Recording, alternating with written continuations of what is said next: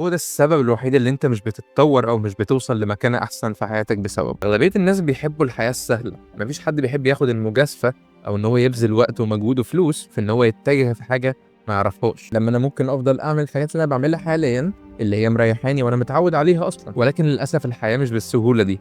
أنت محتاج إن أنت تقعد في مكان هادي وتفكر كويس جدا في المكان اللي أنت فيها حاليا. هل اللي أنت فيه ده حاليا يعتبر كفاية؟ هل الحاجة دي بتوصلك للنقطة او المكان اللي انت نفسك توصله في حياتك؟ لو الحاجه دي مش هتساعدك يبقى انت ليه بتضيع في وقت؟ اغلبيه الناس بتخاف ان هي تاخد المخاطره، ولكن النجاح كله هو في المخاطره دي، عشان ناس قليله جدا هم اللي بياخدوا المخاطره. عشان كده ناس قليله هم اللي ناجحين في الحياه. كفايه غرور وبطل تفضل مقتنع ان انت فاهم الحياه صح او ان انت عارف الصح.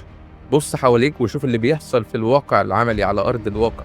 ايه هي الحاجه اللي فعلا الناس بتستخدمها؟ انت مش محتاج ان انت تبقى عارف كل حاجه في الحياه، انت محتاج ان انت تتعلم، محتاج ان انت تواجه عقبات، محتاج ان انت تاخد وقت وتبذل مجهود كبير جدا عشان تتعلم الحاجات دي. محتاج اهم حاجه ان انت تكون صريح مع نفسك كفايه جدا ان اللي انت فيه حاليا ده مش هيوصلك للحاجه اللي انت نفسك توصلها.